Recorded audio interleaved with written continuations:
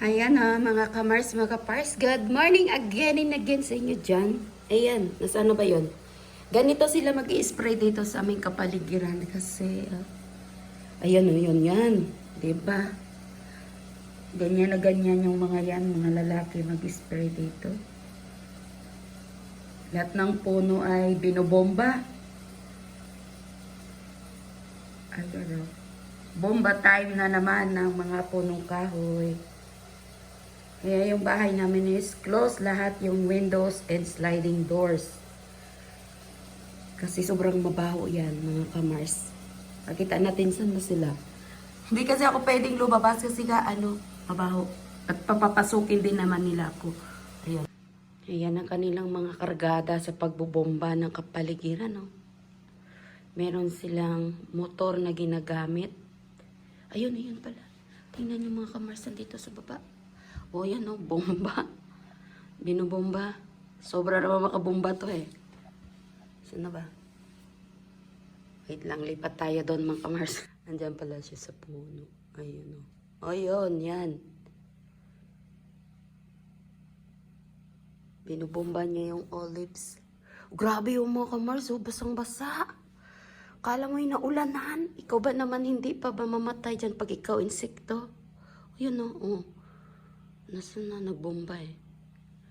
Diyan siya nagbomba sa giliran. May taga-hatak ng hose, may taga-bomba.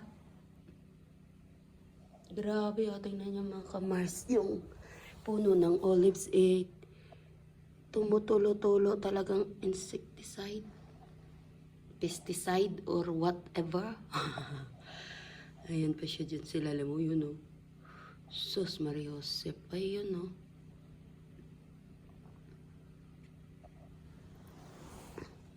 Si bata yan eh. Dumating yan dito bata pa ngayon. Matanda na rin. 19 yata dumating yan dito eh.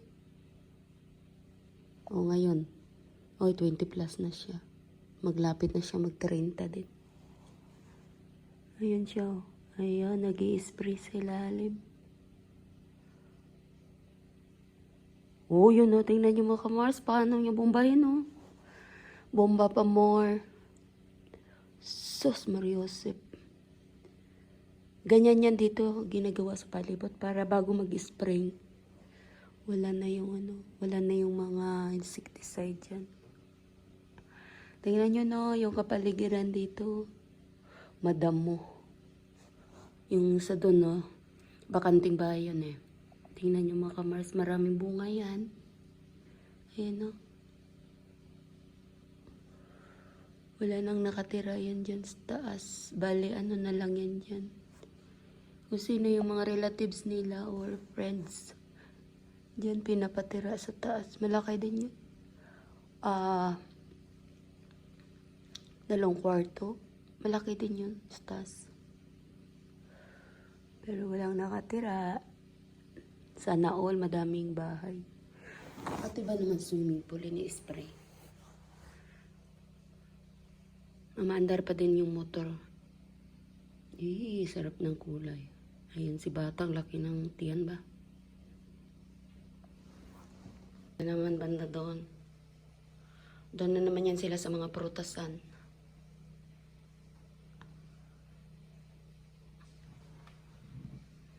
Yan. Yan ang panggabi, pero ngayon, pwede na siya lagi sa araw. Grabe, no? Grabing pressure ng kanilang pangbomba kasi abot ng taas na taas ng puno. Ayan. Meron naman tayong ganito sila mag-spray dito sa amin, kaya safe na safe. Pag ikaw ba naman ahas, iwang ulas, o hindi ka matago dyan sa dapat mong pagtataguan. Yung mga lalaki dito, kanya-kanyang assignment. Ayun na.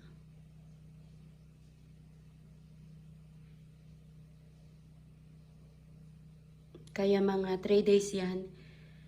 Pag winter or summer, hindi na kami lumalabas.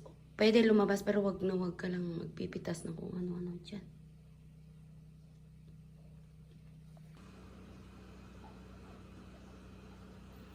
Ayan, iwan ko lang sa yung mga maliliit na insekto dyan kung hindi ka mo magkalalipong ba. Walang ligtas, diba? Walang ligtas at safe para na rin yan sa lahat na walang maraming mga insekto na kakagat-kagat pag nandyan sila sa labas or sa swimming pool sa coming na summer. Pero uulit pa rin yan. Di ko alam kung anong schedule nila pero palagi kasi silang ganyan Ano ba to tawag? Ano pa lang ngayon? Excuse me. Magma-March pa lang. So, April, May. May pa yan sila maliligo ng bongga. Hanggang September middle. So, ayan. Ganito ang bombahan dito ng mga insekto, mga guys, mga Mars, mga Pars. So, salamat sa inyo. At magandang araw sa inyong lahat, guys. Guys, bye-bye and God bless everyone. Waiting na naman tayo sa pagsibol ng cherry blossom. Bye-bye everyone.